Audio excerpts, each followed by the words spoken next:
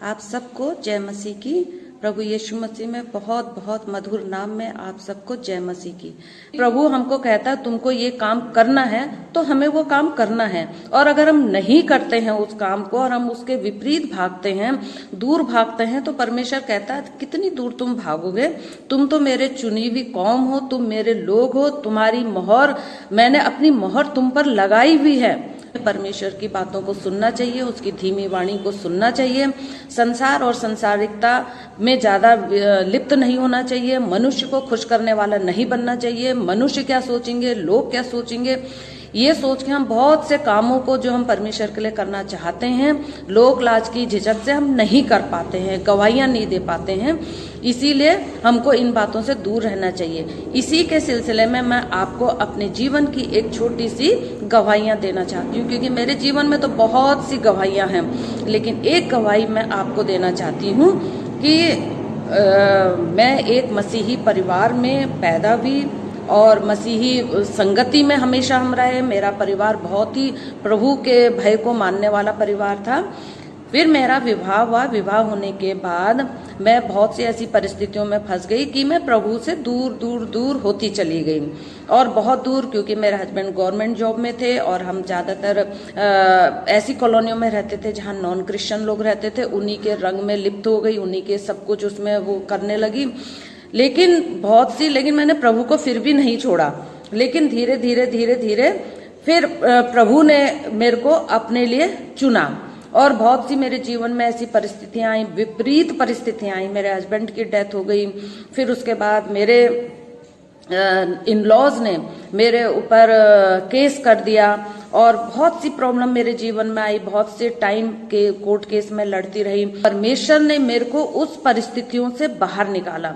बाहर निकालने के बाद और एक एक चीज प्रभु ने, मेरी एक बेटी है, हम माँ बेटी हैं, लेकिन प्रभु ने हमें कभी नहीं छोड़ा, और उन परिस्थितियों से स्टेप बाय स्टेप प्रभु हमें निकालता चला गया, और हर बार परमेश्वर विश्वास में हम आगे बढ़ते चले गए, और एट लास्ट जो मेरे ऊपर इतना भयंकर केस चला हुआ था, और जो केस करा था, मेरे परमेश्वर ने मेरा मुकदमा लड़ा और उसमें मेरे को जय दी, और मेरे को मेरे हस्बैंड का पूरा जो भी उनका अधिकार था, सक्सेशन था, जो भी उनकी सैलरी, पैसे, सब कुछ परमेश्वर ने दिया। उनकी जॉब मेरे को दी। मैं परमेश्वर का धन्यवाद करती हूँ और उसकी महिमा और तारीफ करती हूँ, क्योंकि प्रभु ने मेरे को कभी ऐसी परिस्थितियों में नहीं छोड़ा।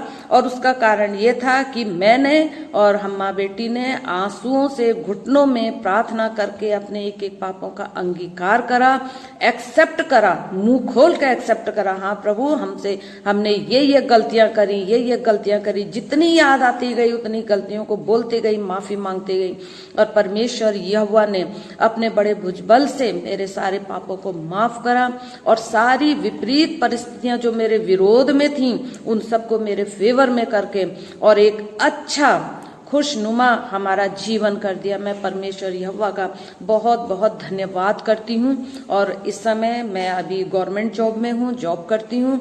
जॉब में भी मेरी बहुत सी ऐसी प्रॉब्लम्स वहां पर आती हैं, पर मैं उन प्रॉब्लम से नहीं घबराती हूँ, ना मैं किसी से लड़ाई झगड़ा बहस करती हूँ। मैं सीधे घुटनों में अपने परमेश्वर यहोवा के सम्मुख बैठती हूँ, उससे, क्योंकि उस परमेश्वर को हमने अपने घर का प्रधान पुरुष ग्रहण किया है। वो हमारे घर की धुरी हैं, और वो ही हमारे घर के संचालक हैं, और उनको सारी परिस्थितियां हम उनको बताते हैं कि प्रभु यहाँ पर ऐसी परेशानी हो रही, ये विपरीत हो रहे हैं, यहाँ पर मेरे लिए ऐसा मतलब षड्यंत्र रचा जा रहा है, और प्रभु ऐसे मेरे लिए मार्ग खोलता है कि जो मेरा अहित करने की भी सोचते हैं वो मेरे फेवर में हो जाते हैं। और वचन भी कहता है कि जितनों ने उसकी ओर दृष्टि की उन्होंने ज्योति पाई, उनका मुंह कभी काला नहीं हुआ और वो कभी लज्जित नहीं हुए। मैं अपने परमेश्वर यहोवा का धन्यवाद करती हूँ, उसकी महिमा करती हूँ कि परिस्थितियां चाहे कैसी भी हो वो हमको नहीं छोड़ता है, और सिर्फ वो शर्त ये रखता है कि तुम मुझ में बने रहो तो मैं तुझ में बने रहूंगा। परमेश्वर कहता है कि यदि तुम मेरी ओर एक कदम बढ़ाओगे तो मैं 10 कदम बढ़ के तुम्हारी ओर आऊंगा, मैं तुमको कभी नहीं छोड़ूंगा। वो कहता है कि मत डर, इधर उधर मत ताक, विश्वास रख, मैं तेरा पिता परमेश्वर यहोवा हूँ जो तुझे अंत तक थाम के रखूंगा। वो कहता है मैंने तुम्हारे चित्र अपनी हथेली में उकेर के बनाए हैं, मैं बगैर पलक झपकाए निरंतर तुम्हें देखता हूँ। हाँ, प्रभु का मैं धन्यवाद करती हूँ। उसकी ऐसी ऐसी प्रॉमिसें हमारे लिए हैं, प्रतिज्ञाएं हैं। वो कहता है कि कोई भी मंत्र याकूब पर नहीं चल सकता, चाहे लोग हमारे जहां हम जॉब करते हैं, जिन जॉब स्थलों में और हमारे घरों में कोई भी हमारे लिए कितने भी चाहे विपरीत परिस्थितियां खड़ी कर दे, ऑब्स्टिकल्स हमारे लिए खड़ा कर दें, लेकिन परमेश्वर कहता है कि वो कोई भी उनकी चालें तुम्हारे ऊपर हावी नहीं हो पाएंगी, क्योंकि वो कहता है कि मैं परमेश्वर यहोवा तेरे संग हूँ। और जितने भी हथियार वो कहता है तेरे विरुद्ध बनाए गए हैं, एक भी तुझ पर प्रबल ना होने पाएंगे, क्योंकि तेरा रक्षक और तेरी ढाल मैं हूँ। ये परमेश्वर का हमारे संग वायदा है और उसका ये प्रॉमिस हमारे लिए है कि मैं तुम्हें नहीं छोड़ूंगा, मैं तुम्हें अंत तक थाम के रखूंगा। वो कहता है मैं तेरे बुढ़ापे तक तेरे संग संग रहूंगा। इसकी इतनी प्यारी प्यारी प्रॉमिसें, प्रतिज्ञाएं परमेश्वर की हमारे लिए है, उसका मैं प्रभु के लिए धन्यवाद करती हूँ, उसकी महिमा करती हूँ। और कभी भी जब मेरे को ऐसा फील होता है कि कुछ परिस्थितियां मेरे विरुद्ध जा रही हैं, तो मैं परमेश्वर पिता के पास जाती हूँ और वो मार्ग दिखाता है और वो अपने बच्चों को आत्मिक दान वरदानों से भरता है। प्रभु ने मुझको अपने आत्मिक दान वरदानों से भरा है। वो मेरे को सपनों और दर्शनों के द्वारा क्या होने वाला है उस चीज को वो मुझको दिखाता है, और किन लोगों से मुझको खतरा होता है वो मुझको दर्शन के द्वारा दिखाता है। मैं परमेश्वर का धन्यवाद करती हूँ। उसके वचन पर बने रहने के लिए मैं धन्यवाद करती हूँ, क्योंकि वचन भी कहता है कि उसके खोजी जब तक यहोवा मिल सकता है तब तक तुम उसको खोजते रहो, उसके खोजी बन जाओ। और हमको उसका खोजी बनना है, उस पर विश्वास करना है। वो कहता अपनी सारी चिंताएं मुझ पर डाल दो और मैं तुम्हारा बोझ अपने ऊपर ले लूंगा।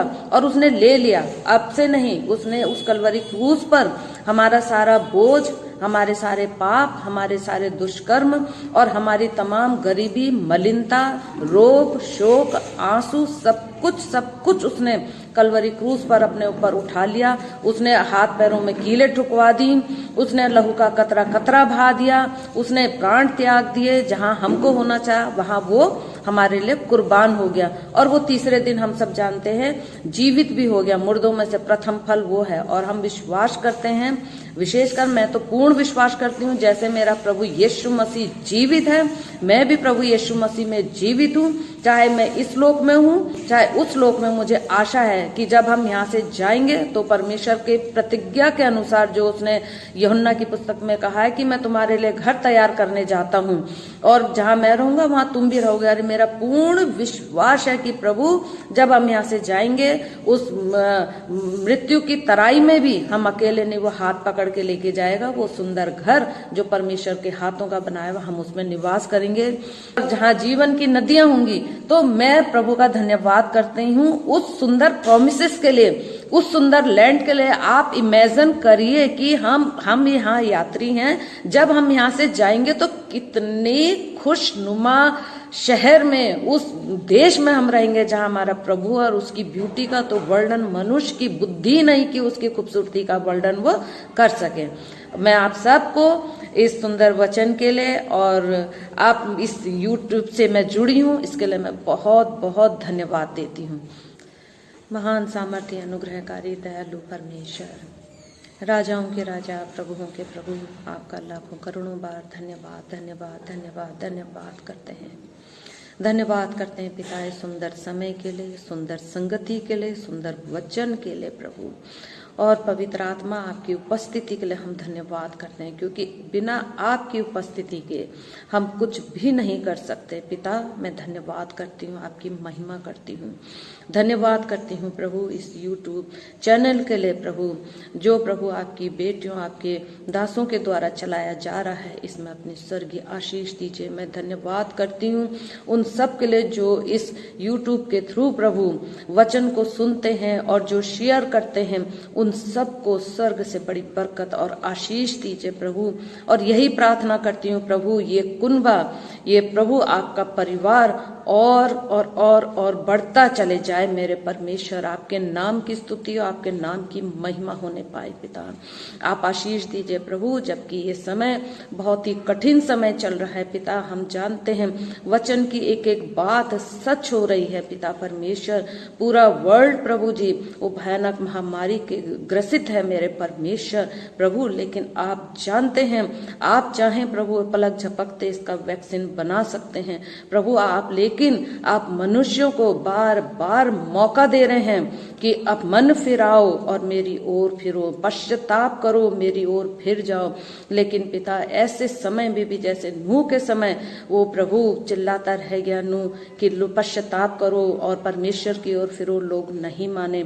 इस समय भी ये महामारी पूरे प्रकोप में फैली हुई है पिता, लोग पश्चाताप नहीं कर रहे हैं, अपने ही घमंड में अकड़े हुए हैं मेरे परमेश्वर। मैं प्रार्थना करती हूँ पिता, प्रत्येक मानव जाति के हृदय को आप छूइए, उनको पश्चातापी हृदय दीजिए कि आप जिंदा खुदा की ओर वो फिरने पाए प्रभु जी, अपने पापों का अंगीकार कर लें, नींद में की तरह प्रभु जी टाटों में आ जाएं, उपवास करें और पश्चाताप करें कि वो आत्माएं बच जाए मेरे परमेश्वर।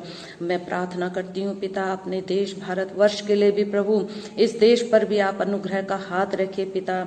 इस देश के हाकिमों को प्रभु, जिन्हें आपने बड़े बड़े भार दिए हैं, बड़े बड़े पदों में दिए हैं, देश का संचालन करने की प्रभु आपने उनको कमांड दी है, उन सबको भी बुद्धि समझ के आत्मा से भरिए पिता, कि इस देश का संचालन बड़ी बुद्धिमानी से आपकी अगुवाई में करने पाए पिता परमेश्वर।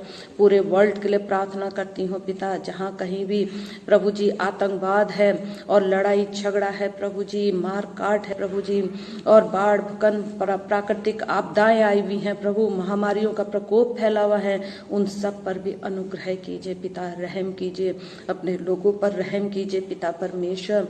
प्रार्थना करती हूँ पूरे वर्ल्ड में जहाँ कहीं भी प्रभु मसीही कलीसियाएं पाई जाती हैं, मसीही वो छोटे झुंड पाए जाते हैं, इजरायली कौम पाई जाती है प्रभु जी, और वो तमाम लोग इंडिविजुअल जिन्होंने आपको अपना उद्धारकर्ता अंगीकार किया है, क्रूस की कथा पर विश्वास करते हैं प्रभु, उन सब के प्राणों की आप रक्षा कीजिए पिता, उनके लिए मददगारों को खड़ा करिए। प्रार्थना करती हूँ पूरे वर्ल्ड में प्रभु इस महामारी के प्रकोप से और अन्य प्राकृतिक आपदाओं की वजह से, आतंकवाद की वजह से जो लोग बेरोजगार हो गए हैं, घर से बेघर हो गए हैं, उन सब की भी रोजी रोटी के लिए द्वार खोलिए, उनके घर परिवार के लिए भी आप द्वार खोलिए पिता।